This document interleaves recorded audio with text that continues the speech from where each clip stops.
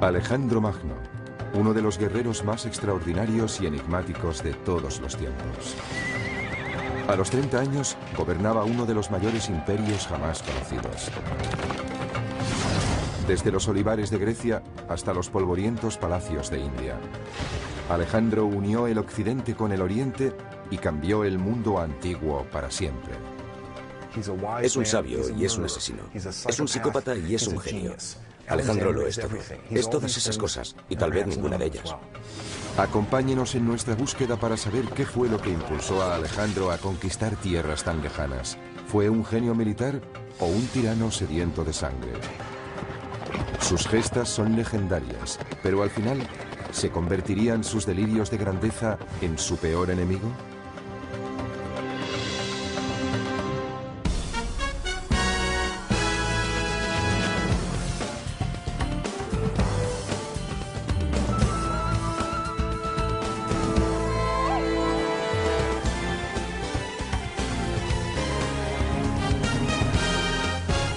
Alejandro Magno, el hombre y el mito. Babilonia, junio del año 323 a.C. Alejandro yace en la cama moribundo, su cuerpo sufre atormentado por la fiebre. Después de 30.000 kilómetros de conquistas y baños de sangre, su persecución de la gloria eterna llega finalmente a su término.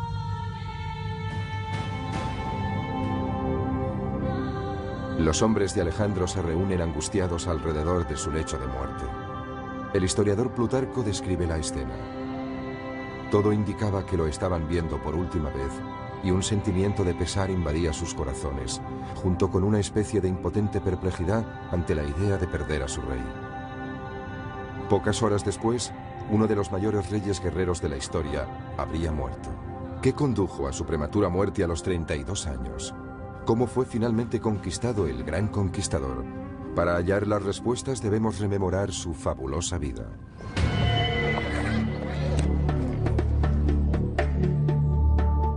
Alejandro nació aquí, en Pella, en el norte de Grecia, el año 356 a.C. Hacía tiempo que la edad de oro griega había quedado atrás. En aquel momento, el imperio era una frágil colección de ciudades-estado, fragmentadas y divididas. Una presa fácil para el padre de Alejandro, Filipo. El rey Filipo era un soldado rudo y mujeriego. Era un gran bebedor, un luchador feroz y el ídolo de sus curtidas tropas. Su ejército era uno de los mejores del mundo antiguo.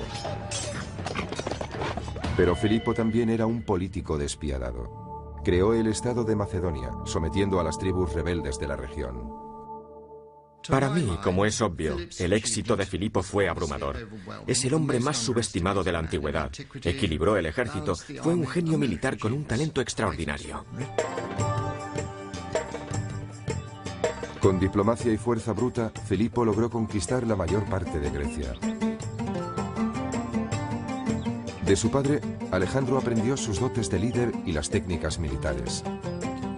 Pero su madre, Olimpia, también ejerció una poderosa influencia en él. De ella heredó su naturaleza apasionada y temperamental.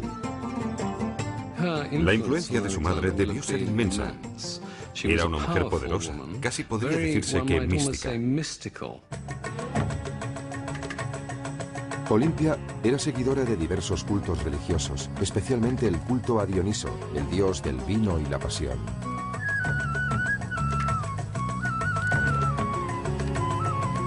Se rumorea que adoraba al dios bailando con salvaje abandono y sumiéndose en extraños trances.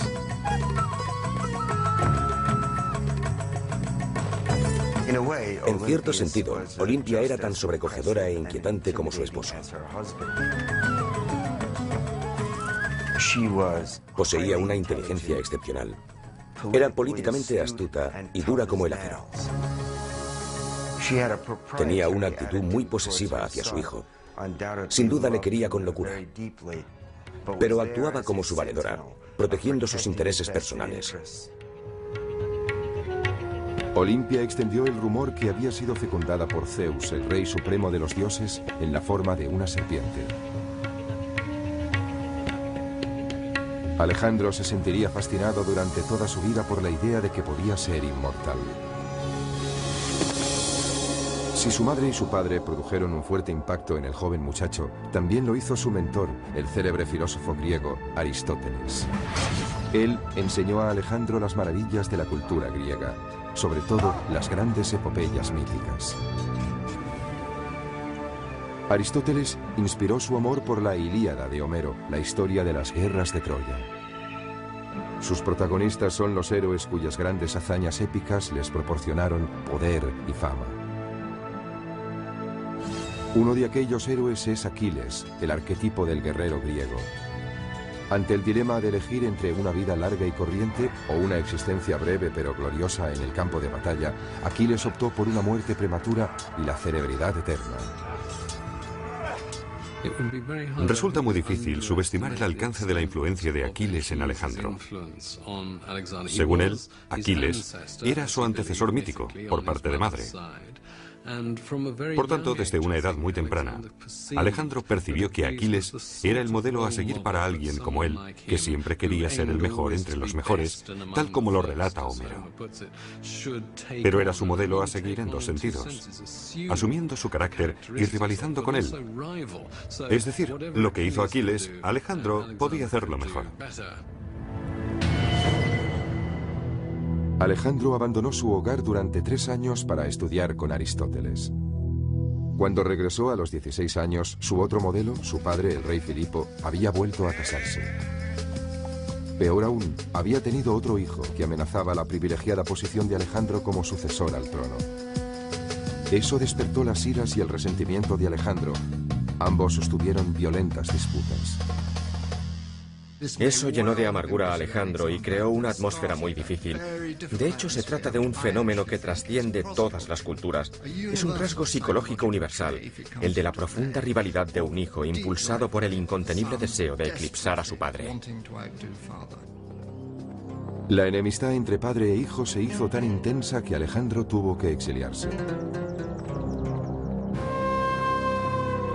Finalmente se reconciliaron, pero la tregua no duró mucho. Una noche de verano del año 336 a.C., Filipo y la familia real se reúnen para celebrar el matrimonio de su hija. El rey se detiene a la entrada para saludar al pueblo. Un hombre surge de la multitud y le asesta un golpe mortal. Se cree que fue un examante ultrajado. Como muchos griegos de la época, Filipo tenía tanto amantes femeninos como masculinos. Filipo murió al instante. El asesino fue ejecutado allí mismo, antes de que la tortura pudiera hacerle revelar posibles cómplices en las altas esferas. ¿Actuó en solitario o hubo otros que conspiraron con él? Algunos historiadores creen que el asesinato pudo ser instigado por Olimpia, la taimada madre de Alejandro. Al fin y al cabo, Filipo la había rechazado por una mujer más joven. Me inclino a pensar que Olimpia estuvo involucrada. Después de todo, había sido relegada de su posición de honor. No iba a quedarse con los brazos cruzados. No hay nada más peligroso que una mujer despechada, incluso en Macedonia.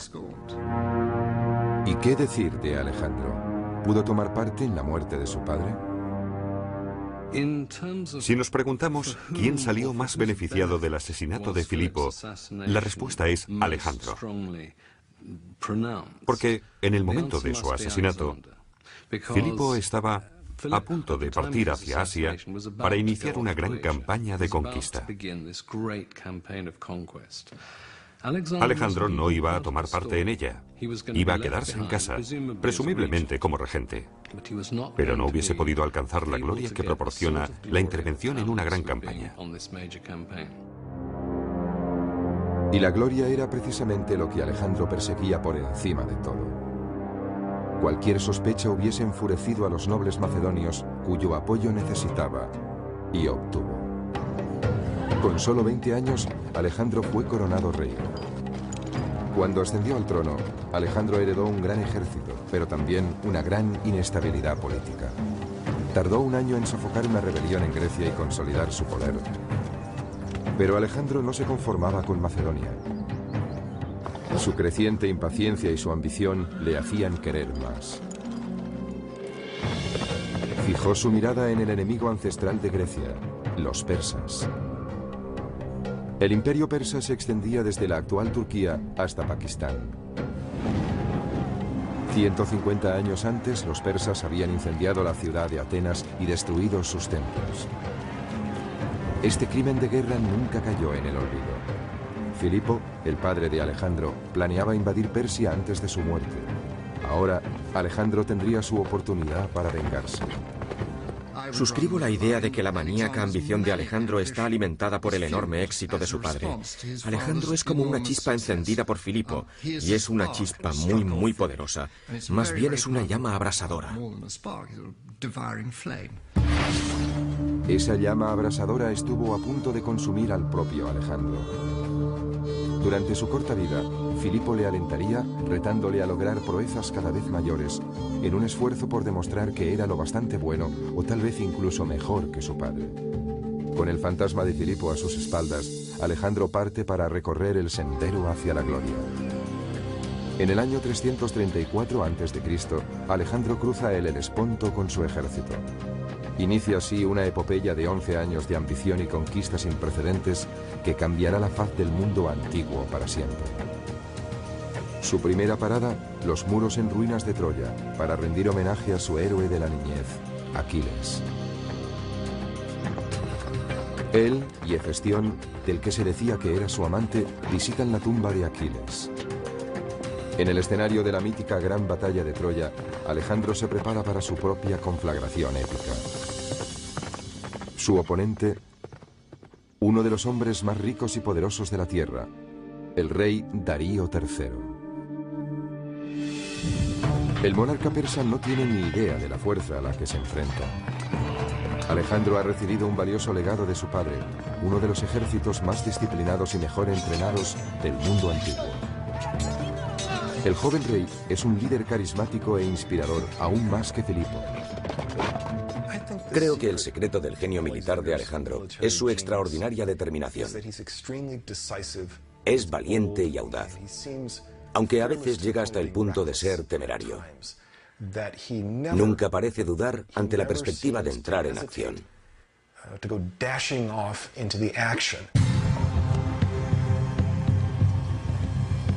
Los invasores marchan hacia el sur hasta Isos, en la actual Turquía. Las tropas de Alejandro se ven superadas en número por el ejército de Darío. Pero esos son exactamente la clase de desafíos que le gustan a Alejandro. La capacidad de adaptación de Alejandro es el rasgo característico de un gran general. Los generales más grandes de la historia militar son capaces de hacer eso. Logró evaluar la situación en un abrir y cerrar de ojos. Después concibió un plan con el que superó obstáculos que parecerían infranqueables a cualquier otro alto mando. Alejandro calibra las fuerzas de su enemigo con rapidez. La infantería está protegida por los arqueros, una señal indudable de que Darío no confía en sus soldados de a pie.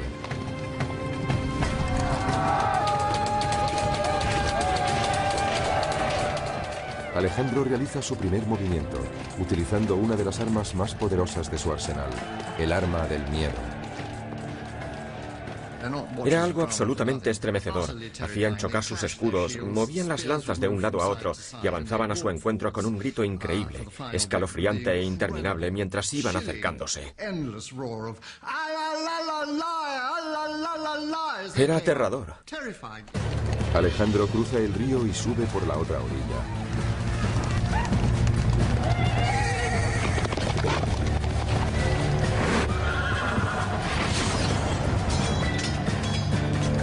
En el caos subsiguiente, el flanco izquierdo de los persas se desmorona.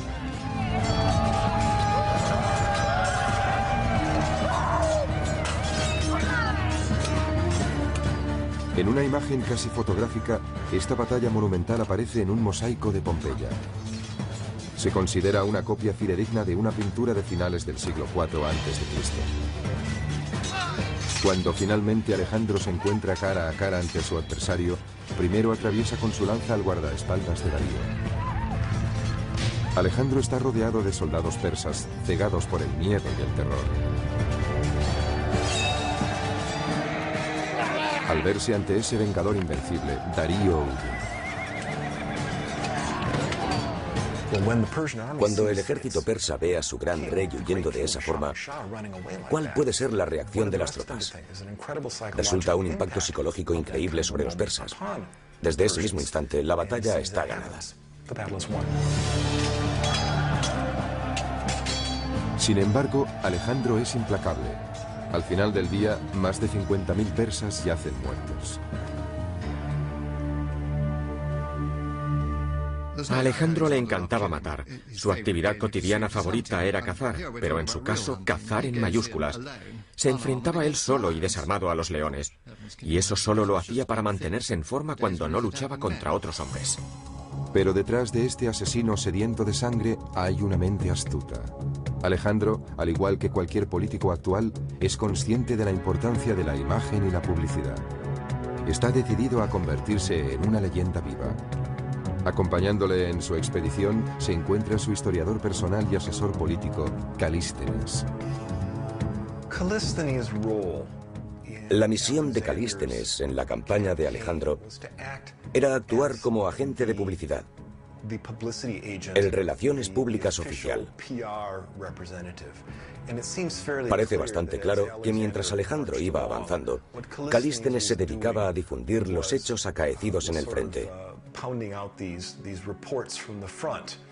Era una especie de corresponsal de guerra incorporado al ejército de Alejandro. Tras la batalla de Isos, Alejandro y su ejército avanzan hacia el sur siguiendo la costa del actual Líbano. La mayoría de ciudades capitulan, pero la isla de Tiro se mantiene firme. La actitud de Alejandro con respecto a la resistencia era someterse o morir. Alejandro comienza lo que se convertiría en el asedio más largo y brutal de su campaña. Cuando finalmente caen las murallas, tras 7 cruentos meses, elimina a 7.000 hombres y esclaviza a otros 30.000.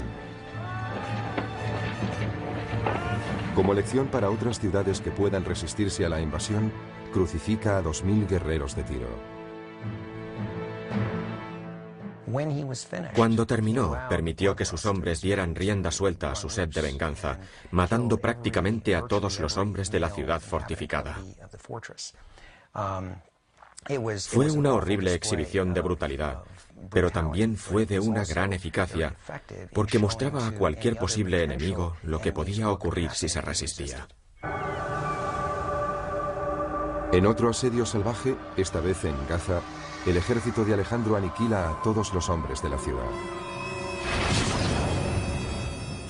Desde el punto de vista militar, lo hizo todo bien, o casi todo. Hay mucho que emular de su generalato, pero Alejandro también tenía su lado oscuro. Era brutal y luchaba para alcanzar la gloria. Muchas de las cosas que nosotros consideraríamos los peores rasgos de la humanidad también se manifestaban en Alejandro.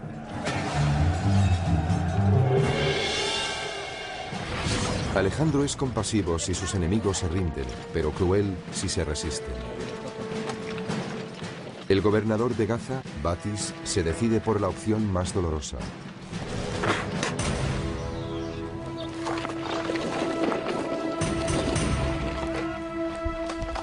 Alejandro revela su lado más cruel con su castigo a Batis.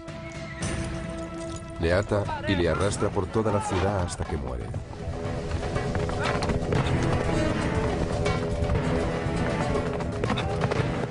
Es una escena familiar tomada de las páginas de la Ilíada de Homero.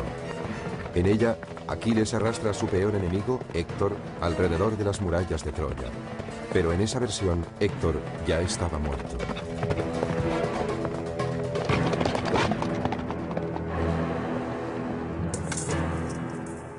Alejandro era brutal. Elevó el arte de la brutalidad a la máxima expresión. En muchos casos, eso fue lo que le proporcionó tantos éxitos. No habría conquistado como lo hizo si no hubiese recurrido a tácticas tan brutales.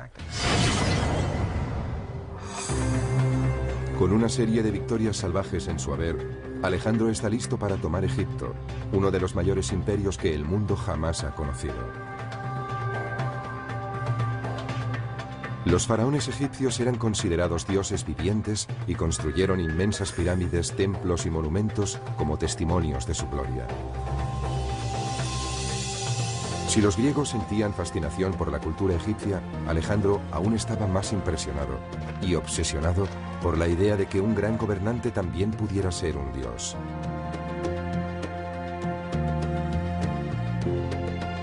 Tras 2 años de guerra, Alejandro marcha hacia el interior hasta Menfis. Los egipcios están impacientes por ver derrotados a sus gobernantes persas. Se rinden sin presentar batalla y reciben a Alejandro con los brazos abiertos. Bajo su reinado, siguen permitiéndose las prácticas religiosas y culturales egipcias. A cambio, los sacerdotes egipcios ofrecen a Alejandro el título de faraón. Ese hecho marca un punto de inflexión importante, puesto que es aquí donde Alejandro comienza a creer que realmente es un dios viviente.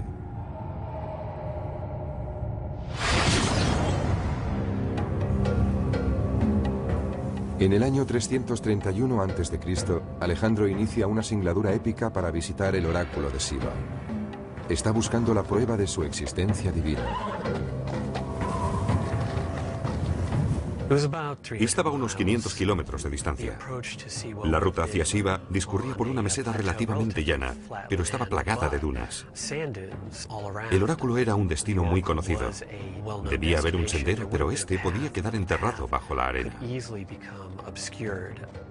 Debió encontrarse en un entorno donde el calor durante el día es sofocante y de noche hace un frío espantoso. De pronto se forma una tormenta de arena y ni siquiera puedes verte las manos delante del rostro.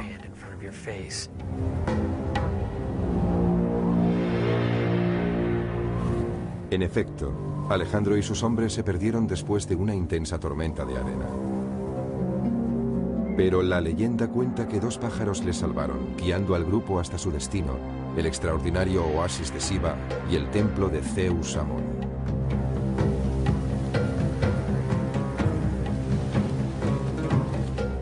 Aquella visita al oráculo es uno de los episodios más fascinantes de toda la historia del mundo antiguo. La cuestión es saber si, previamente, Alejandro había planificado una ingeniosa maniobra publicitaria que corroborase su condición de hijo de Zeus. Alejandro entra en el templo solo, mientras sus hombres esperan fuera. Aquí está Alejandro. Es un hombre joven, apenas sobrepasa los 20 años, pero ha logrado ya hitos extraordinarios. De pronto se encuentra en un lugar donde al menos los egipcios nativos le tratan como un dios viviente. Y uno se pregunta, ¿qué debe pensar? Como es obvio, en ese momento se halla muy lejos de Macedonia. Alejandro salió del templo. Todos corrieron a su encuentro y le preguntaron, Alejandro, Alejandro, ¿qué has pedido? Y respondió, no os lo voy a decir. Ellos le dijeron, pero hemos oído que el oráculo te llamaba hijo de Zeus. Y él respondió, está bien, podéis contar eso si os place. Entonces su publicista lo propagó. Alejandro autorizó difundir esta versión de su identidad porque me parece que encajaba con sus sospechas previas, posiblemente debidas a las historias de su madre, de que era algo más que humano. A partir de entonces, el leal escriba de Alejandro, Calístenes, denominaría a su maestro un dios en la tierra. Los egipcios confirmarían esa idea, representando su imagen en los muros de algunos de sus templos más sagrados. En Luxor, Alejandro se muestra con los brazos extendidos, adorando a su padre divino, el dios Amón. Siendo divino, era inmune a las críticas. Estaba en un plano diferente, en otro rango muy superior. Pero ser faraón y dios viviente no es suficiente para Alejandro. Está dispuesto a derrotar a su enemigo secular Darío de una vez por todas. Durante su estancia en Egipto, Darío ha estado formando otro ejército para enfrentarse con él. En octubre del año 331 a.C. se libra una de las batallas más decisivas en las sofocantes y polvorientas llanuras de Gaugamela, al norte de la actual Bagdad. Esta vez, los persas triplican en número a las fuerzas de Alejandro.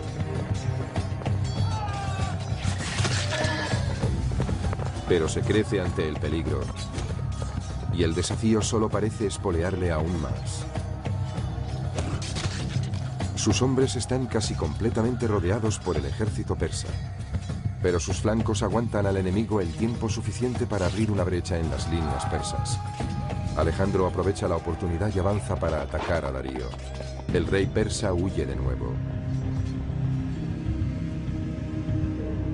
Uno de los secretos del éxito de Alejandro en el campo de batalla es su uso de la falange, una formación de 16 soldados en línea armados con lanzas largas. Alejandro utilizaba la táctica del yunque y el martillo con sus falanges. Su propia falange, la infantería macedonia, formaba el yunque y con el martillo, que era la caballería, aplastaba a la falange enemiga.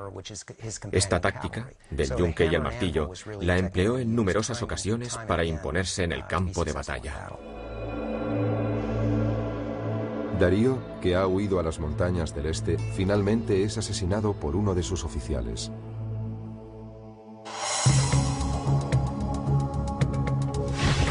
Tres años después de llegar a Troya, Alejandro es proclamado señor de Asia. Ha conseguido lo que su padre planeó y no pudo hacer. Otros grandes líderes se hubiesen conformado con este triunfo monumental, pero no Alejandro. No hay vuelta atrás. En el año 329 a.C., Alejandro sigue avanzando hacia Afganistán para conquistar el extremo oriental del imperio persa. Ahora se enfrenta a un reto aún mayor, las imponentes cumbres del Hindu Kush. Aunque se elevan a 7.000 metros de altura, casi en el techo del mundo, Alejandro opta por una de las rutas más duras para su ejército de 30.000 hombres. Durante su periplo, a través del Hindu Kush, las inclemencias del tiempo, la lluvia, la nieve y las ventiscas debieron dificultar mucho la marcha a cualquiera, excepto a Alejandro Magno.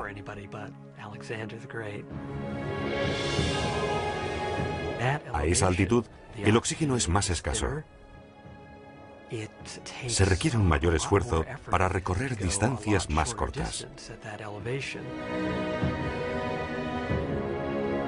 En algunos lugares, el paso es tan estrecho que el ejército marcha en una fila india que se extiende a lo largo de más de 15 kilómetros. El inquebrantable coraje de Alejandro es lo único que mantiene los hombres en movimiento. Si quieres lograr grandes cosas valiéndote de un ejército, ese ejército debe estar absolutamente dispuesto a hacer lo que les pidas. Si piensas por un momento lo que Alejandro les pidió, es absurdo. ¿Por qué lo hicieron? Bueno, pues porque tenían unos lazos muy estrechos con él. Pero al final, esos lazos acaban poniéndose a prueba. Con el fin de aumentar su ejército con tropas de refresco, Alejandro recluta a soldados persas en sus filas. Esa resulta una medida muy impopular entre los griegos. Debo subrayar que no fue solo una decisión militar, también fue por cuestiones sociales. Pero al final de la jornada, desmontan, se meten en la tienda para beber algo y ¿qué se encuentran? Pues se encuentran con un bárbaro iraní, tomando una copa a su lado en su misma tienda. Eso no les gusta, los soldados pueden ser muy racistas.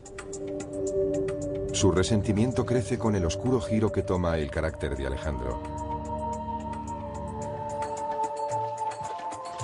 Cuando el ejército llega a la legendaria ciudad de Samarcanda, se celebra una copiosa bacanal.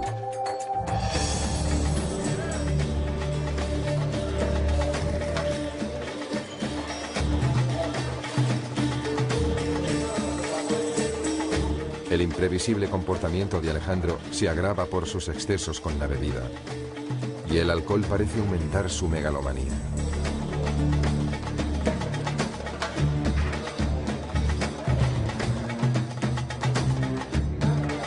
Uno de sus invitados es Clito, que sirvió a las órdenes de su padre Filipo y salvó la vida a Alejandro en el campo de batalla. Cuanto más corre el vino, peor es su ánimo. Alejandro comienza a presumir de que sus gestas son mucho más heroicas que las de su padre. Clito escucha indignado en silencio y finalmente grita: «Toda tu gloria se la debes a tu padre». Borracho, Alejandro coge una lanza, mata a su amigo y se derrumba en un mar de lágrimas. Lo que dijo Clito enfureció a Alejandro sobre todo en dos sentidos. Primero, que Filipo fuera mucho más importante de lo que Alejandro quería dar a entender. En otras palabras, la maquinaria propagandística de Alejandro se había extralimitado y él, Alejandro, había sido el causante.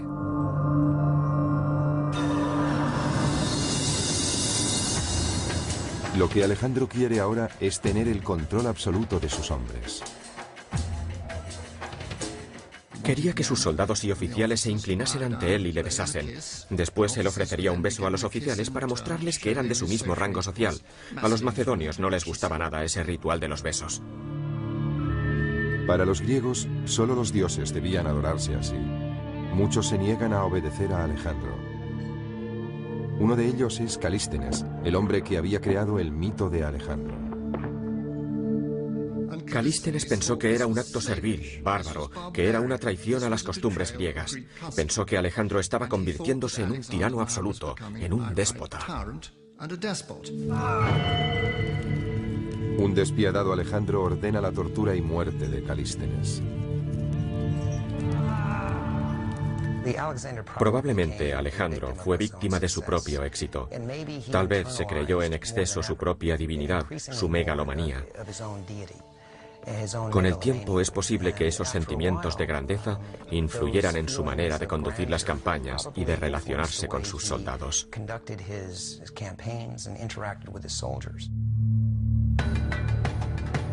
Al 8º año de su campaña, Alejandro ha conquistado Egipto, Persia y los pueblos del Asia Central.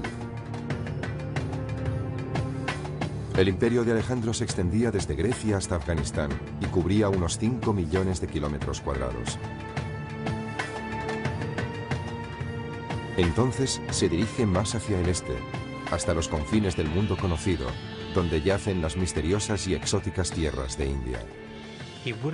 Debió ir hacia el este. Esa es la ruta de invasión que siguieron los persas para conquistar parte de India. Como heredero del imperio persa, deseaba esos territorios. Así que siguió la ruta de los ejércitos que le precedieron y, ciertamente, de los que le sucedieron, a través del paso de Khyber. Alejandro llega a un lugar tan enigmático que aquí todas las normas han cambiado. Se enfrenta a un poderoso rajá dispuesto a frenar su avance. Los hindúes han reunido un ejército de 50.000 hombres. Además poseen una nueva y terrible arma, 200 elefantes de guerra. Con una altura de casi 3 metros y un peso superior a las 5 toneladas, los elefantes eran los carros de combate de la antigüedad. Podían cargar al enemigo y aplastarlo con sus patas. Alejandro enseguida advierte que no puede arriesgarse a un ataque frontal ante una fuerza de tal magnitud. Posee la capacidad de planear y calibrar la distribución y el espacio para mantener siempre un elemento de incertidumbre sobre sus intenciones. Se mueve hacia la derecha cuando en realidad va a recortar hacia la izquierda. En la India, realiza un amago antes de cruzar el río y luego cruza por donde menos lo espera el enemigo.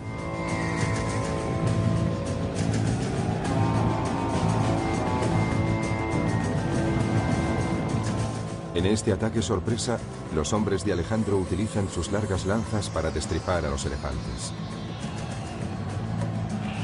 Hostigaron con las lanzas a los elefantes del centro, mientras los arqueros les hacían blanco de sus flechas. En esa situación, los elefantes, enloquecidos por el miedo y el dolor, se abalanzaban tanto sobre los griegos como sobre los hindúes.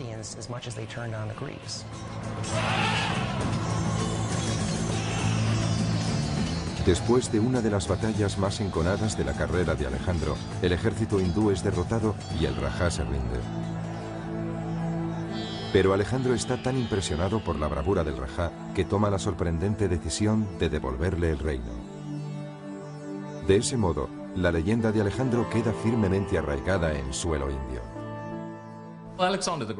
Alejandro Magno sigue vivo en India en muchos aspectos. Los hindúes ven a Alejandro como un gran personaje heroico que impregna toda su percepción de la historia. El legado de Alejandro ha perdurado en casi todo lo que se ha hecho en India.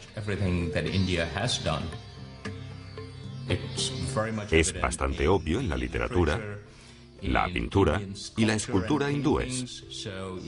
Incluso hoy, si vas al noroeste de la India, verás a dioses hindúes con posturas griegas, porque las hicieron escultores influenciados por el arte griego. Alejandro estaba dejando su impronta en India, pero a pesar de su gran victoria, los largos años de lucha habían pasado factura a su ejército. Para empeorar las cosas, llegaron las incesantes lluvias del monzón.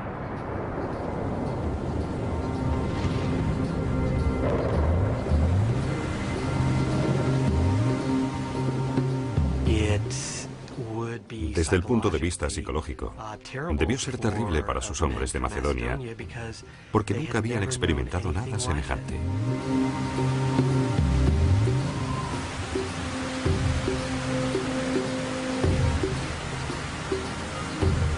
Después de 8 años y casi 30.000 kilómetros, las tropas llegan al límite y se niegan a seguir avanzando. Alejandro ha perdido su primera batalla contra sus propios hombres.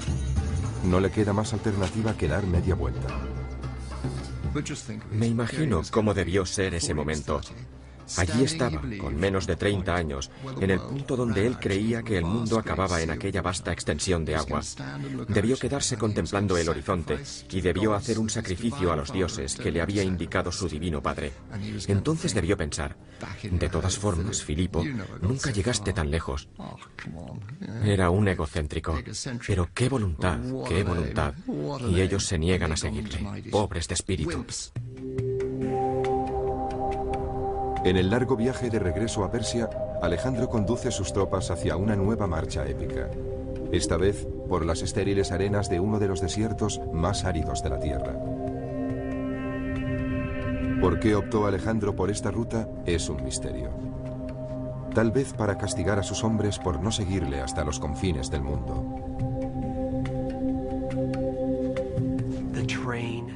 El terreno cambió drásticamente de un suelo yermo y seco, donde no crecía nada, a un desierto de dunas inestables, donde sus hombres se hundían hasta la cadera o más arriba. Miles de ellos murieron de sed, insolación y agotamiento. Menos de un tercio de su ejército logró sobrevivir. Creía que podía hacer lo que se propusiese. Hasta entonces había conquistado todo lo que había encontrado a su paso. Y pensó que podría vencer al desierto, pero se equivocó. Aunque es el peor desastre de toda su campaña, el mero hecho de cruzarlo ya de por sí es un verdadero milagro. En los últimos tiempos, nunca sabían lo que haría Alejandro a continuación. Sus actos y sus decisiones eran insondables. Era imprevisible y en ese sentido representaba una amenaza para ellos. Alejandro se dirige a la ciudad persa de Susa, donde tiene preparada otra sorpresa para sus hombres.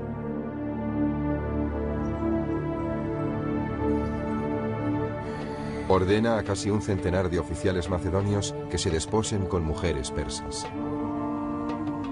Aquellos matrimonios serían permanentes. Lo hizo para que fecundaran a esas mujeres y produjeran una gran cantidad de niños mestizos macedonio-iraníes que iban a ser los príncipes del futuro. Sus hombres sienten un profundo rechazo hacia esos enlaces, aumentando su resentimiento. Sin embargo, para Alejandro, fundir el occidente con el oriente es un asunto práctico. Él, en persona, se casa con 3 mujeres extranjeras para dar ejemplo. Si quiere gobernar un imperio tan diverso, necesita mezclar las culturas. Y está sentando las bases del nuevo imperio. No el que ha conquistado, ni el que trajo con él desde Grecia y Macedonia, sino el nuevo imperio de Oriente Medio.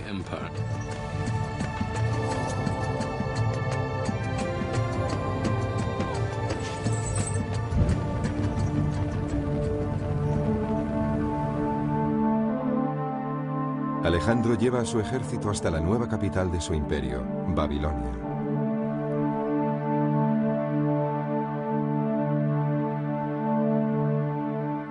Una calurosa noche, cae misteriosamente enfermo después de una juerga desenfrenada. Sus oficiales macedonios se reúnen alrededor de su lecho de muerte con rostro de preocupación. Al cabo de 11 días febriles, muere a la edad de 32 años.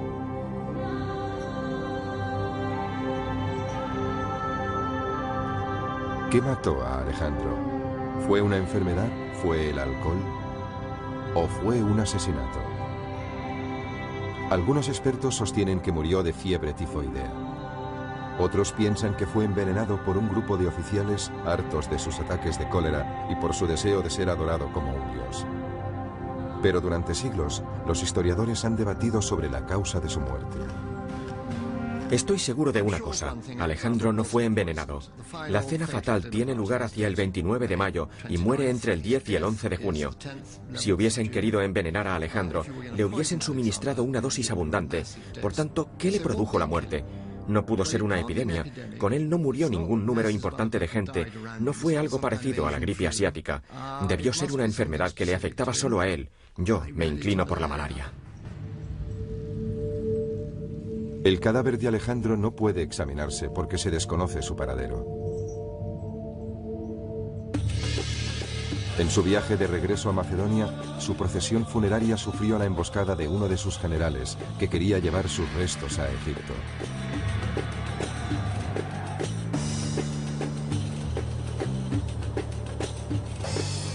Durante siglos, el cuerpo de Alejandro descansó en la ciudad de Alejandría. Probablemente era una de las reliquias más sagradas del Imperio Romano. Después de su muerte, Alejandro fue adorado como un dios con gran devoción. Julio César vino a rendir homenaje a su héroe muerto.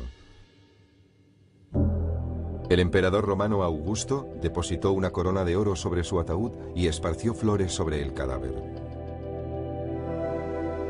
Pero en el siglo IV de nuestra era, algo ocurrió y la tumba desapareció.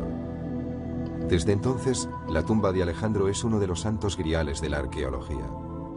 Algunos expertos creen que pudo ser destruida por la guerra, o incluso por un terremoto. Pero hay un historiador británico que tiene una teoría más interesante. Andrew Chuck cree que un mapa del siglo XVI ofrece una pista sobre su paradero. Justo en el centro hay un pequeño edificio que podría ser la capilla, con el minarete de una mezquita detrás, que tiene una inscripción en latín que dice Domus Alexandri Magni, o sea, la casa de Alejandro Magno.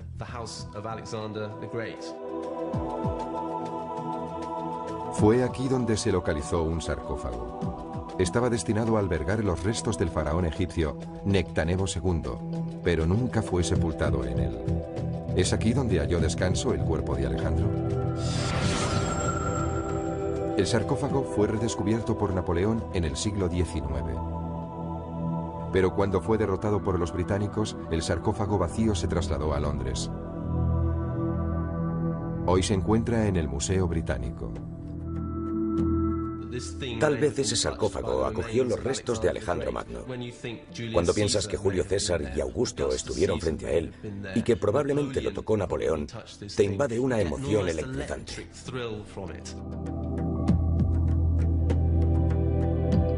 Pero el Museo Británico no acepta la teoría de Chuck. Los restos de ADN que podrían reforzar su hipótesis ya no están ahí. De modo que continúa la búsqueda para encontrar el cadáver del conquistador enterrado en algún lugar bajo las movedizas arenas del desierto. O tal vez, como creen algunos, bajo la ciudad que bautizó con su nombre, Alejandría.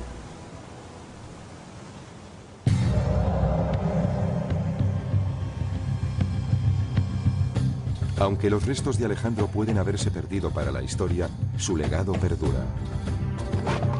Sus brillantes tácticas de guerra siguen estudiándose en las academias militares. Existen modelos o patrones de pensamiento y acción que se hacen evidentes al estudiar el generalato de Alejandro. Esos patrones son tan aplicables en el mundo moderno como lo fueron en la época de Alejandro. Un comandante en jefe es responsable de miles de vidas y debe poseer visión, disciplina y una confianza absoluta en sus tropas. Alejandro Magno fue un líder carismático que sabía motivar a los hombres durante su larga campaña. Su habilidad para conectar con los soldados le procuró su lealtad absoluta en el campo de batalla. Todo lo que exigía a sus hombres podía hacerlo él mismo, liderando la carga y compartiendo los peligros con ellos.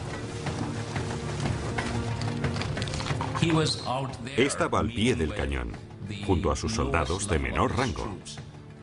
A muchos de ellos les conocía por su nombre. Habían pasado mucho tiempo juntos en aquella campaña. Eso creaba unos lazos muy estrechos. A lo largo de los siglos, numerosos jefes militares han recurrido a las brillantes estrategias de Alejandro en la batalla. Los emperadores romanos se vieron inspirados por el autocrático Alejandro. Le veneraban porque logró lo que otros pensaron que era imposible.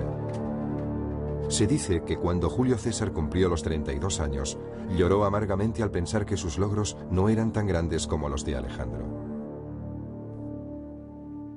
Parece claro que, como tantos otros romanos, Julio César estaba acomplejado por Alejandro. Envidia terriblemente a Alejandro. Todos los romanos le envidiaban. Uno de los mayores generales del mundo antiguo, Aníbal, también estuvo influido por Alejandro. Ambos se sentían impulsados por el odio a un antiguo enemigo. Alejandro quería castigar a los persas y Aníbal a los romanos. Asimismo, en la Norteamérica de la Revolución, la estrategia militar de George Washington se cimentó en Alejandro. Todo lo que hizo Washington tiene sus orígenes en Alejandro Magno. El franqueo del río Delaware es una réplica exacta en cuanto a la táctica y la estrategia de la batalla que libró Alejandro en el Idapo. En diciembre de 1776, el general Washington condujo a sus feroces tropas a través del helado río Delaware para atacar a los británicos. Su inesperada victoria en Trenton fue el punto de inflexión de la Guerra de Independencia norteamericana.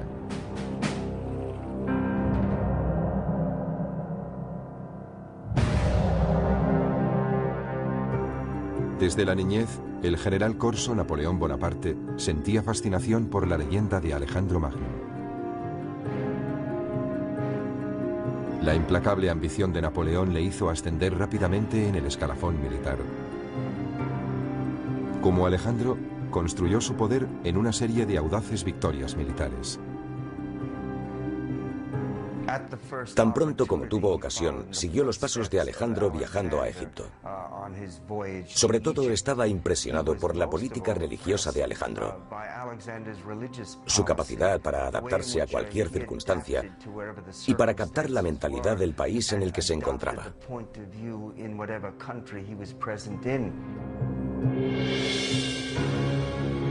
En 1802, el pueblo francés le proclamó cónsul vitalicio. Y solo 2 años después, Napoleón fue coronado emperador. Como Alejandro, Napoleón inspiraba una lealtad total en sus hombres. Ambos conocían a sus soldados por su nombre y les recompensaban por su valentía en el campo de batalla. Cuando Napoleón estudiaba la invasión de Rusia, pensaba en Alejandro debido a las grandes distancias que debía recorrer.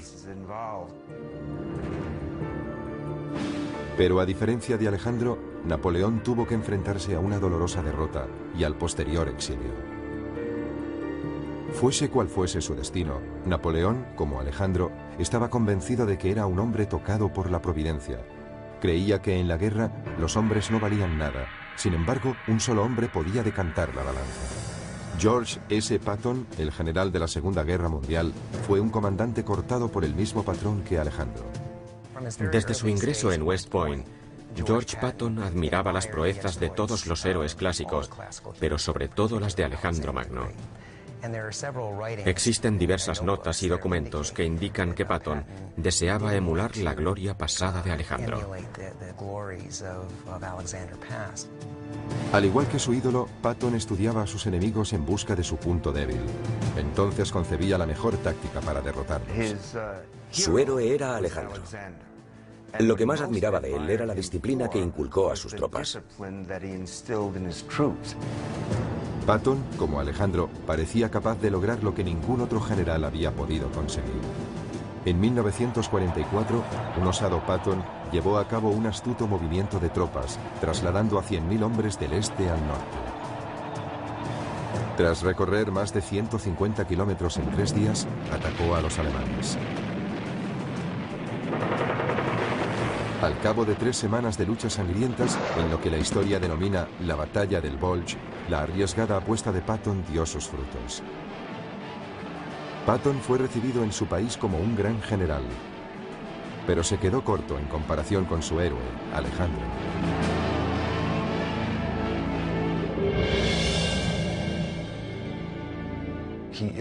Es el máximo exponente de todos los tiempos, para bien y para mal. Eso es lo que le hace un icono tan atractivo, casi irresistible para cualquiera que aspire a alcanzar el éxito y la gloria. El arte de la guerra solo es una parte del legado de Alejandro. También instauró nuevas rutas comerciales y forjó las bases de las relaciones culturales entre Oriente y Occidente. De hecho, lo que hace Alejandro es extender la cultura griega. Las tragedias griegas se representan en lo que hoy es Irán. La filosofía griega se propaga por toda la India hasta Sri Lanka. Se trata de una asombrosa fertilización cultural. Pero por encima de todo, es considerado uno de los genios militares más excepcionales que jamás haya existido.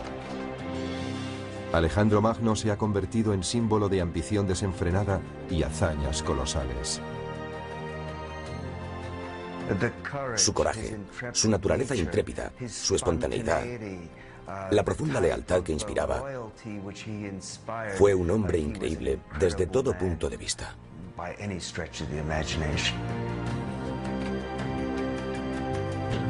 Alejandro Magno fue un líder legendario, obsesionado por su propio mito. 2500 años después, todavía hablamos de sus extraordinarias gestas. Al final, Alejandro consiguió justo lo que quería.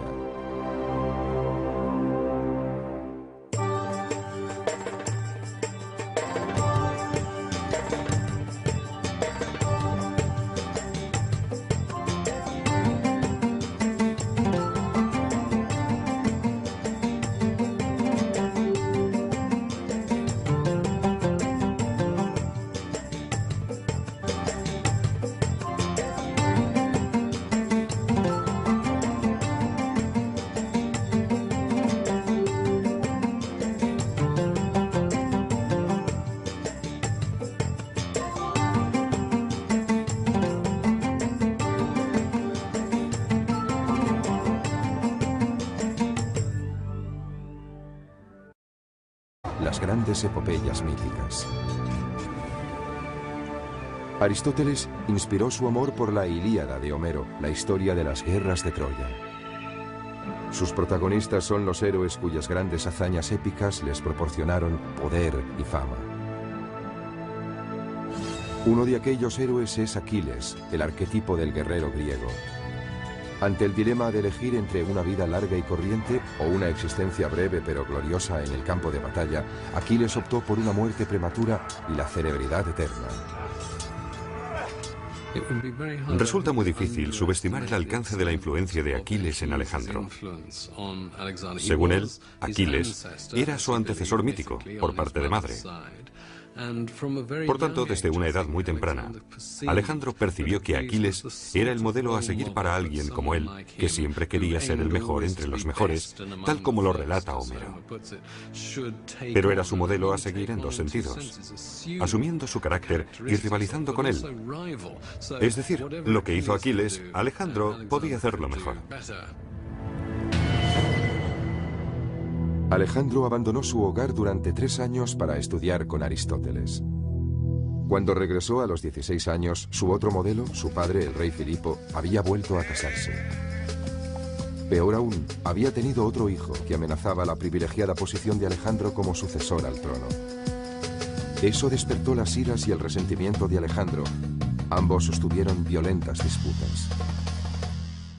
Eso llenó de amargura a Alejandro y creó una atmósfera muy difícil. De hecho, se trata de un fenómeno que trasciende todas las culturas. Es un rasgo psicológico universal, el de la profunda rivalidad de un hijo impulsado por el incontenible deseo de eclipsar a su padre. La enemistad entre padre e hijo se hizo tan intensa que Alejandro tuvo que exiliarse. Finalmente se reconciliaron, pero la tregua no duró mucho.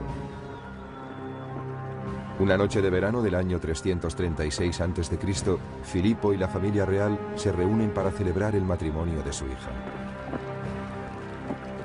El rey se detiene a la entrada para saludar al pueblo. Un hombre surge de la multitud y le asesta un golpe mortal. Se cree que fue un examante ultrajado. Como muchos griegos de la época, Filipo tenía tanto amantes femeninos como masculinos. Filipo murió al instante. El asesino fue ejecutado allí mismo, antes de que la tortura pudiera hacerle revelar posibles cómplices en las altas esferas. ¿Actuó en solitario o hubo otros que conspiraron con él?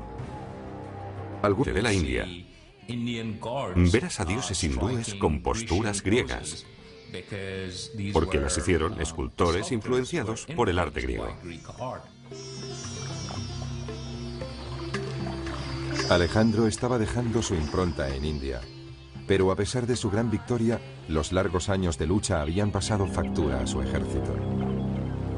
Para empeorar las cosas, llegaron las incesantes lluvias del monzón.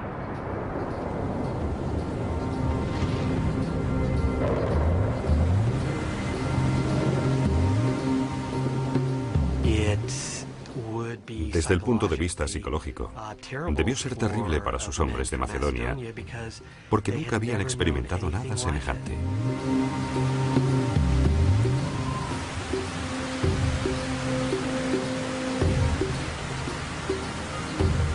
Después de 8 años y casi 30.000 kilómetros, las tropas llegan al límite y se niegan a seguir avanzando. Alejandro ha perdido su primera batalla contra sus propios hombres. No le queda más alternativa que dar media vuelta. Me imagino cómo debió ser ese momento. Allí estaba, con menos de 30 años, en el punto donde él creía que el mundo acababa en aquella vasta extensión de agua.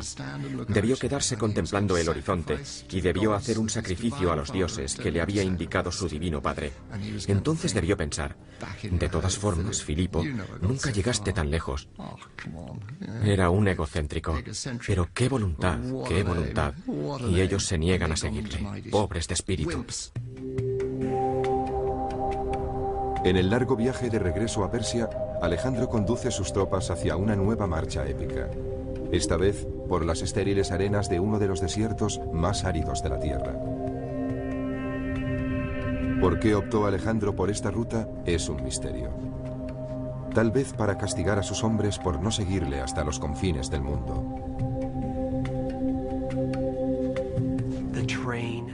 El terreno cambió drásticamente de un suelo yermo y seco, donde no crecía nada, a un desierto de dunas inestables, donde sus hombres se hundían hasta la cadera o más arriba. Miles de ellos murieron de sed, insolación y agotamiento. Menos de un tercio de su ejército logró sobrevivir. Creía que podía hacer lo que se propusiese. Hasta entonces había conquistado todo lo que había encontrado a su paso. Y pensó que podría vencer al desierto, pero se equivocó.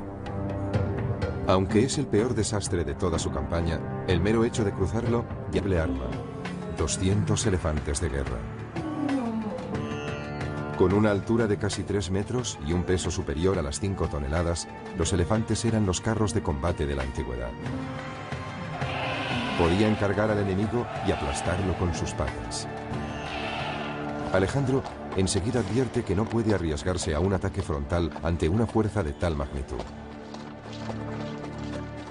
Posee la capacidad de planear y calibrar la distribución y el espacio para mantener siempre un elemento de incertidumbre sobre sus intenciones. Se mueve hacia la derecha cuando en realidad va a recortar hacia la izquierda. En la India, realiza un amago antes de cruzar el río y luego cruza por donde menos lo espera el enemigo.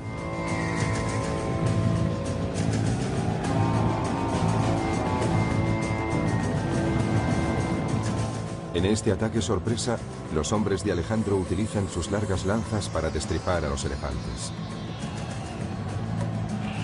Hostigaron con las lanzas a los elefantes del centro, mientras los arqueros les hacían blanco de sus flechas. En esa situación, los elefantes, enloquecidos por el miedo y el dolor, se abalanzaban tanto sobre los griegos como sobre los hindúes.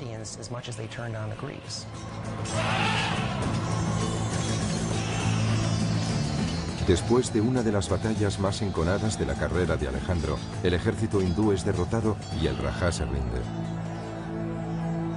Pero Alejandro está tan impresionado por la bravura del Rajá que toma la sorprendente decisión de devolverle el reino. De ese modo, la leyenda de Alejandro queda firmemente arraigada en suelo indio. Alejandro Magno sigue vivo en India en muchos aspectos. Los hindúes ven a Alejandro como un gran personaje heroico que impregna toda su percepción de la historia. El legado de Alejandro ha perdurado en casi todo lo que se ha hecho en India. Es bastante obvio en la literatura, la pintura y la escultura hindúes. Incluso hoy, si vas al noroeste de la India, verás a dioses hindúes con posturas griegas, porque las hicieron escultores influenciados por el arte griego. Alejandro estaba dejando su impronta en India, pero a pesar de su gran victoria, los largos años de lucha habían pasado factura a su ejército. Para empeorar las cosas, llegaron las incesantes lluvias del monzón.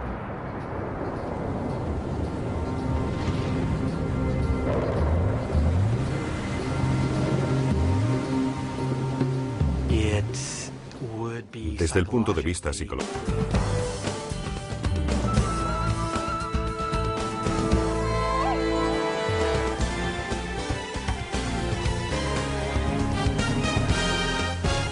Alejandro Magno, el hombre y el mito. Babilonia, junio del año 323 a.C. Alejandro yace en la cama moribundo, su cuerpo sufre atormentado por la fiebre. Después de 30.000 kilómetros de conquistas y baños de sangre, su persecución de la gloria eterna llega finalmente a su término.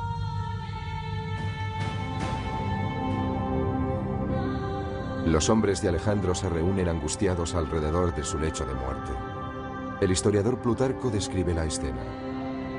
Todo indicaba que lo estaban viendo por última vez, y un sentimiento de pesar invadía sus corazones, junto con una especie de impotente perplejidad ante la idea de perder a su rey.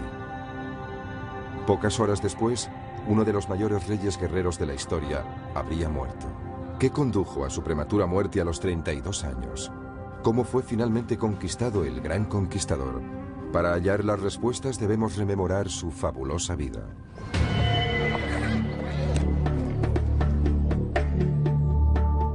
Alejandro nació aquí en Pella, en el norte de Grecia, el año 356 a.C. Hacía tiempo que la edad de oro griega había quedado atrás. En aquel momento, el imperio era una frágil colección de ciudades-estado, fragmentadas y divididas. Una presa fácil para el padre de Alejandro, Filipo. El rey Filipo era un soldado rudo y mujeriego. Era un gran bebedor, un luchador feroz y el ídolo de sus curtidas tropas.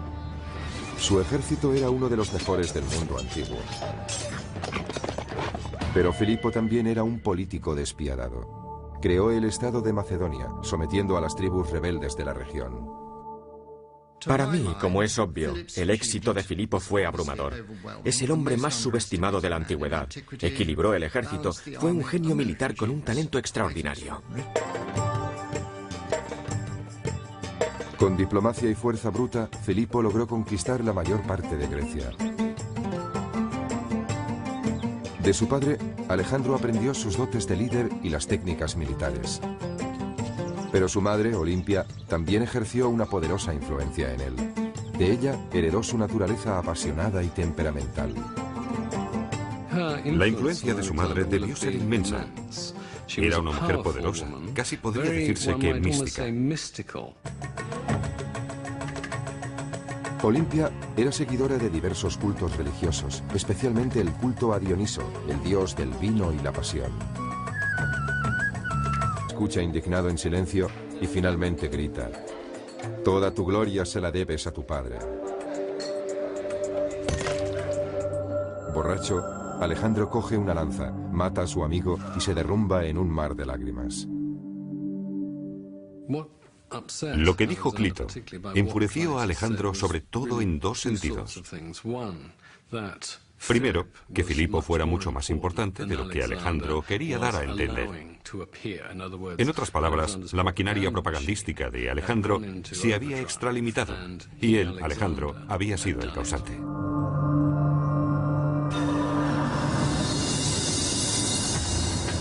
Lo que Alejandro quiere ahora es tener el control absoluto de sus hombres.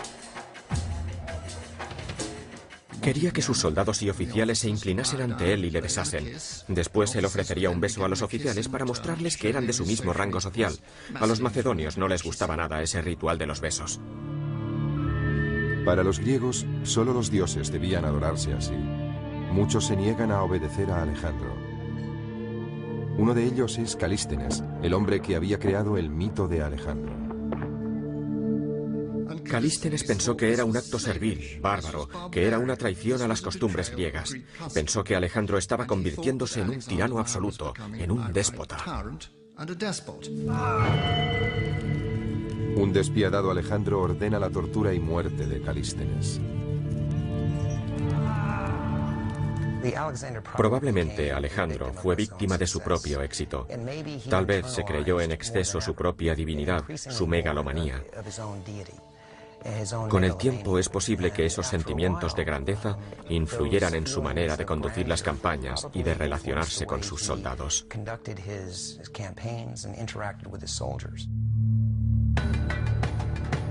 Al octavo año de su campaña, Alejandro ha conquistado Egipto, Persia y los pueblos del Asia Central.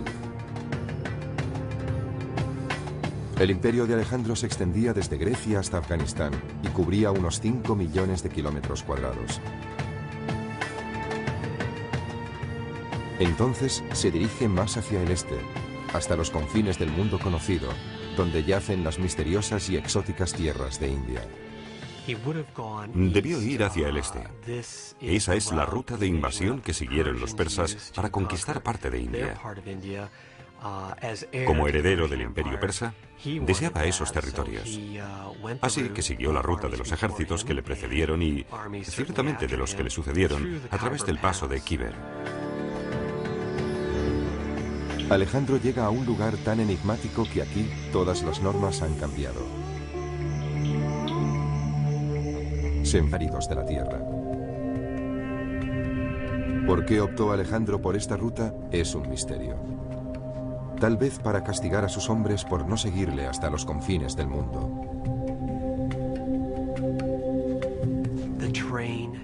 El terreno cambió drásticamente de un suelo yermo y seco, donde no crecía nada, a un desierto de dunas inestables, donde sus hombres se hundían hasta la cadera o más arriba.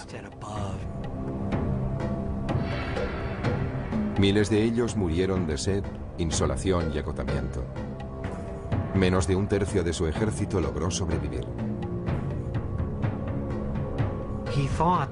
Creía que podía hacer lo que se propusiese. Hasta entonces había conquistado todo lo que había encontrado a su paso. Y pensó que podría vencer al desierto, pero se equivocó. Aunque es el peor desastre de toda su campaña, el mero hecho de cruzarlo ya de por sí es un verdadero milagro. En los últimos tiempos, nunca sabían lo que haría Alejandro a continuación. Sus actos y sus decisiones eran insondables. Era imprevisible y en ese sentido representaba una amenaza para ellos.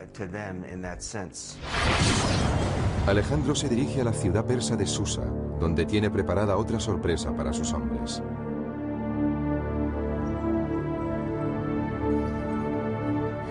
Ordena a casi un centenar de oficiales macedonios que se desposen con mujeres persas.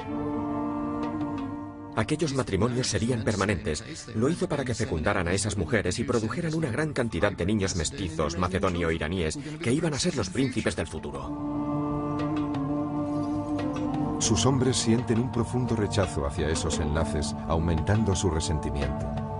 Sin embargo, para Alejandro, fundir el occidente con el oriente es un asunto práctico. Él, en persona, se casa con 3 mujeres extranjeras para dar ejemplo. Si quiere gobernar un imperio tan diverso, necesita mezclar las culturas. Y está sentando las bases del nuevo imperio. No el que ha conquistado, ni el que trajo con él desde Grecia y Macedonia, sino el nuevo imperio de Oriente Medio.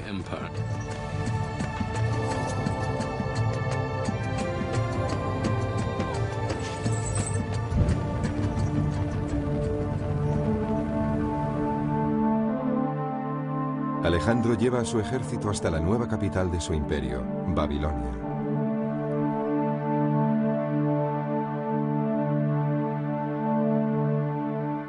Una calurosa noche, cae misteriosamente enfermo después de una juerga desenfrenada. Sus oficiales macedonios se reúnen, el flanco izquierdo de los persas se desmorona.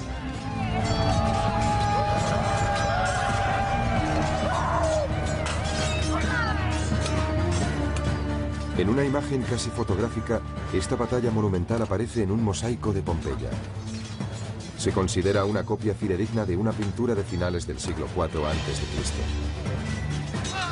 Cuando finalmente Alejandro se encuentra cara a cara ante su adversario, primero atraviesa con su lanza al guardaespaldas de Darío. Alejandro está rodeado de soldados persas, cegados por el miedo y el terror. Al verse ante ese vengador invencible, Darío huye.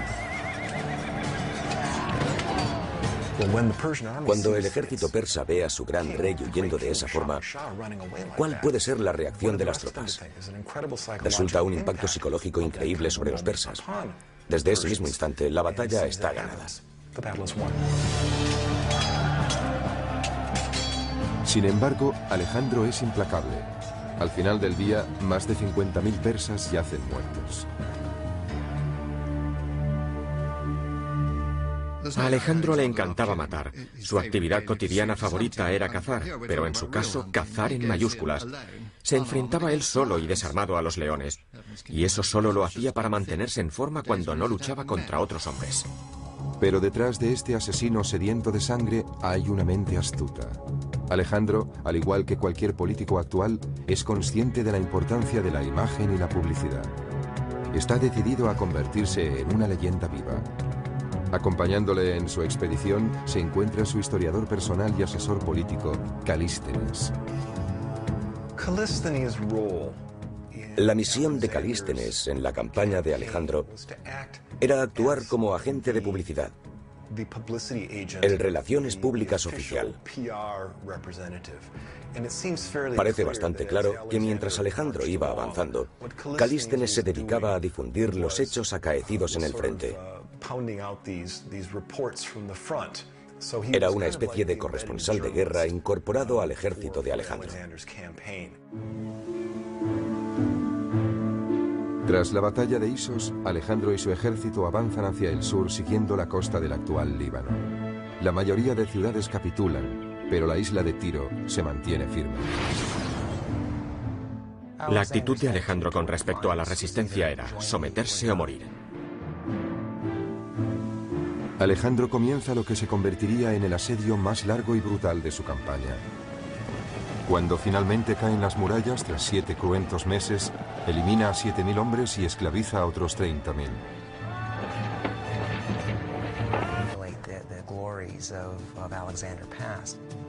Al igual que su ídolo, Patton estudiaba a sus enemigos en busca de su punto débil. Entonces concebía la mejor táctica para derrotarlos. Su héroe era Alejandro. Lo que más admiraba de él era la disciplina que inculcó a sus tropas. Patton, como Alejandro, parecía capaz de lograr lo que ningún otro general había podido conseguir. En 1944, un osado Patton llevó a cabo un astuto movimiento de tropas, trasladando a 100.000 hombres del este al norte. Tras recorrer más de 150 kilómetros en 3 días, atacó a los alemanes. Al cabo de 3 semanas de luchas sangrientas, en lo que la historia denomina la Batalla del Bulge, la arriesgada apuesta de Patton dio sus frutos. Patton fue recibido en su país como un gran general, pero se quedó corto en comparación con su héroe, Alejandro.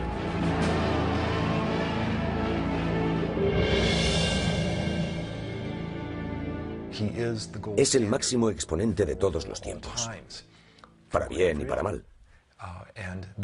Eso es lo que le hace un icono tan atractivo, casi irresistible para cualquiera que aspire a alcanzar el éxito y la gloria. El arte de la guerra solo es una parte del legado de Alejandro. También instauró nuevas rutas comerciales y forjó las bases de las relaciones culturales entre Oriente y Occidente. De hecho, lo que hace Alejandro es extender la cultura griega. Las tragedias griegas se representan en lo que hoy es Irán. La filosofía griega se propaga por toda la India hasta Sri Lanka. Se trata de una asombrosa fertilización cultural.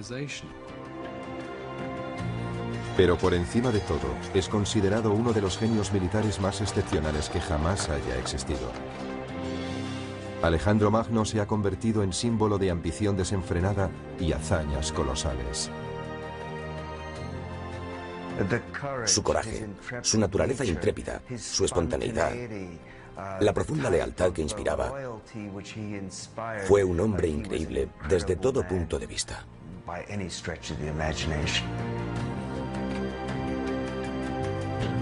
Alejandro Magno fue un líder legendario, obsesionado por su propio mito.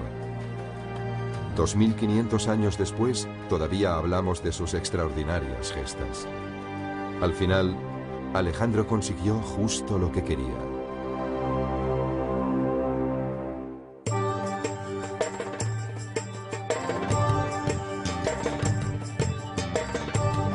Acción. To go dashing off into the action. Los invasores marchan hacia el sur hasta Isos, en la actual Turquía. Las tropas de Alejandro se ven superadas en número por el ejército de Darío. Pero esos son exactamente la clase de desafíos que le gustan a Alejandro. La capacidad de adaptación de Alejandro es el rasgo característico de un gran general. Los generales más grandes de la historia militar son capaces de hacer eso. Logró evaluar la situación en un abrir y cerrar de ojos. Después concibió un plan con el que superó obstáculos que parecerían infranqueables a cualquier otro alto mando. Alejandro calibra las fuerzas de su enemigo con rapidez. La infantería está protegida por los arqueros, una señal indudable de que Darío no confía en sus soldados de a pie.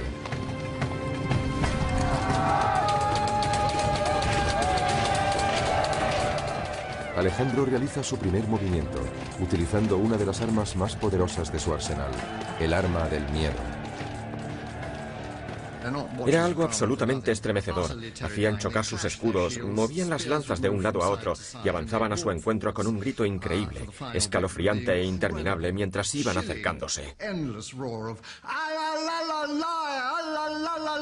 Era aterrador. Alejandro cruza el río y sube por la otra orilla.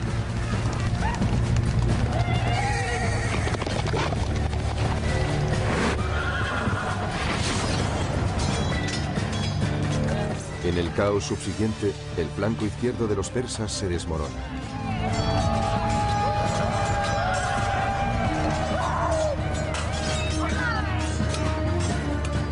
En una imagen casi fotográfica, esta batalla monumental aparece en un mosaico de Pompeya.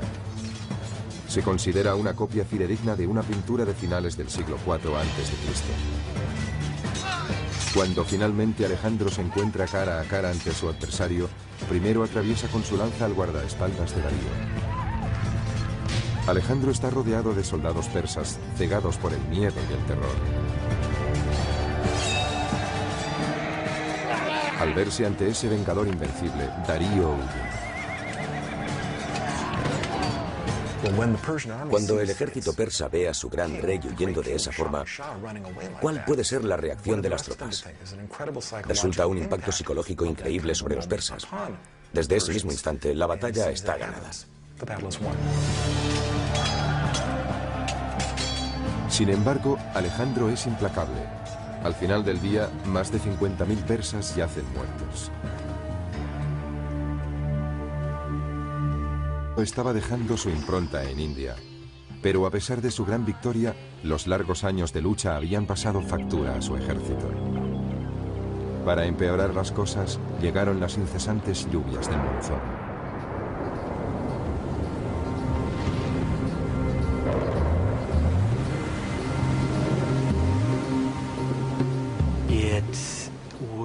Desde el punto de vista psicológico, debió ser terrible para sus hombres de Macedonia, porque nunca habían experimentado nada semejante.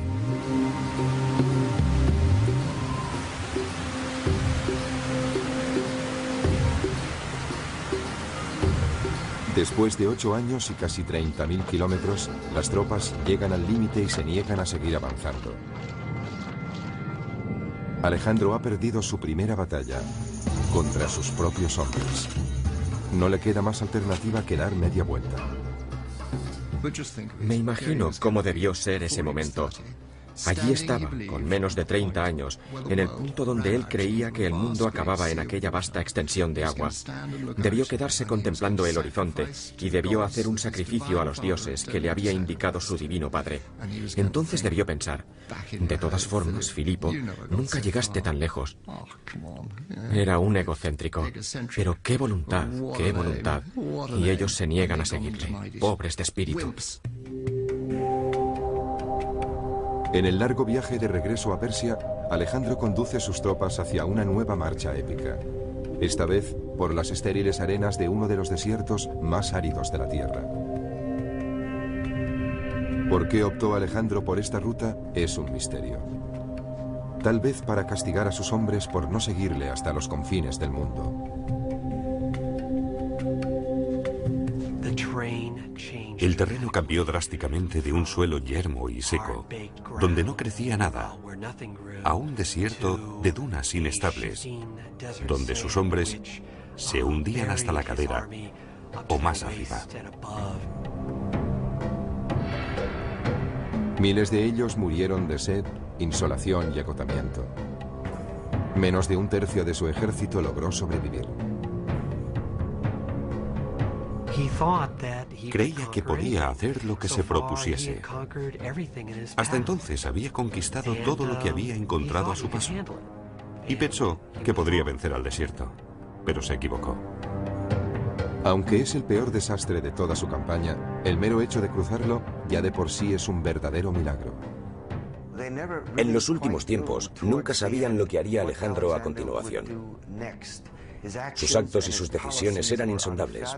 Era imprevisible y en ese sentido representaba una amenaza para él. Existen diversas notas y documentos que indican que Patton deseaba emular la gloria pasada de Alejandro. Al igual que su ídolo, Patton estudiaba a sus enemigos en busca de su punto débil. Entonces concebía la mejor táctica para derrotarlos. Su héroe era Alejandro. Lo que más admiraba de él era la disciplina que inculcó a sus tropas. Patton, como Alejandro, parecía capaz de lograr lo que ningún otro general había podido conseguir.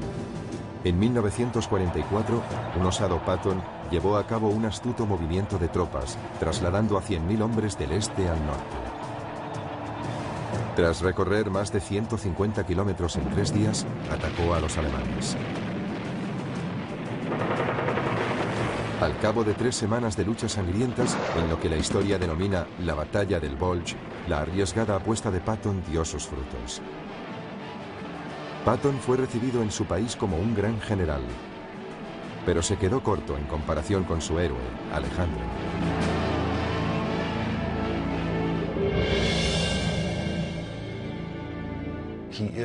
Es el máximo exponente de todos los tiempos, para bien y para mal. Eso es lo que le hace un icono tan atractivo, casi irresistible para cualquiera que aspire a alcanzar el éxito y la gloria. El arte de la guerra solo es una parte del legado de Alejandro. También instauró nuevas rutas comerciales y forjó las bases de las relaciones culturales entre Oriente y Occidente. De hecho, lo que hace Alejandro es extender la cultura griega. Las tragedias griegas se representan en lo que hoy es Irán. La filosofía griega se propaga por toda la India hasta Sri Lanka. Se trata de una asombrosa fertilización cultural. Pero por encima de todo, es considerado uno de los genios militares más excepcionales que jamás haya existido. Alejandro Magno se ha convertido en símbolo de ambición desenfrenada y hazañas colosales. Su coraje, su naturaleza intrépida, su espontaneidad, la profunda lealtad que inspiraba, fue un hombre increíble desde todo punto de vista.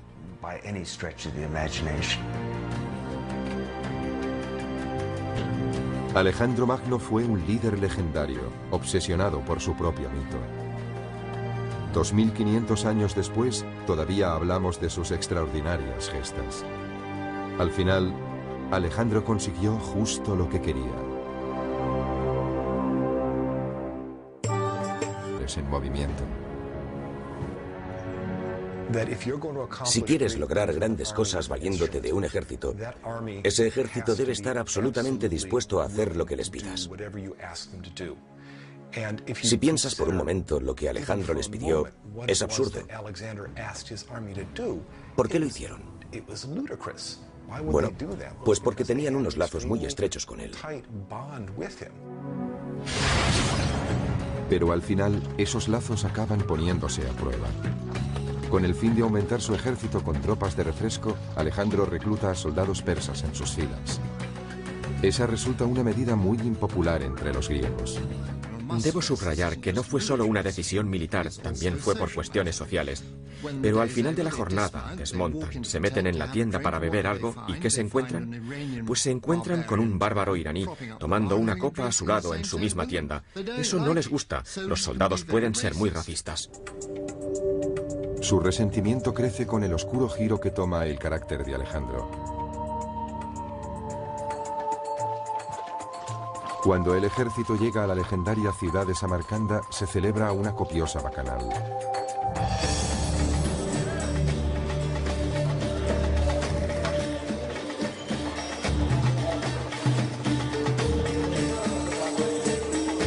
El imprevisible comportamiento de Alejandro se agrava por sus excesos con la bebida, y el alcohol parece aumentar su megalomanía.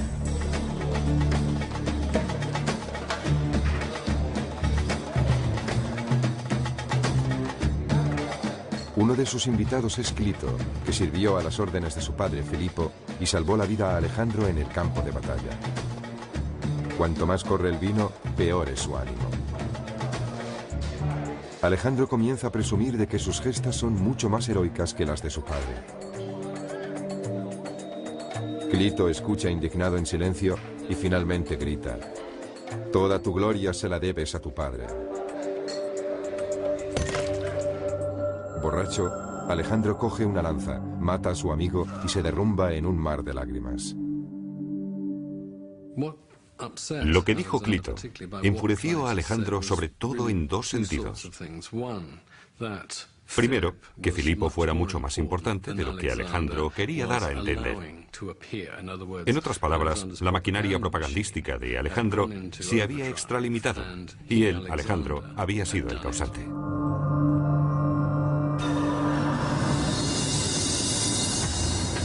Lo que Alejandro quiere ahora es tener el control absoluto de sus hombres.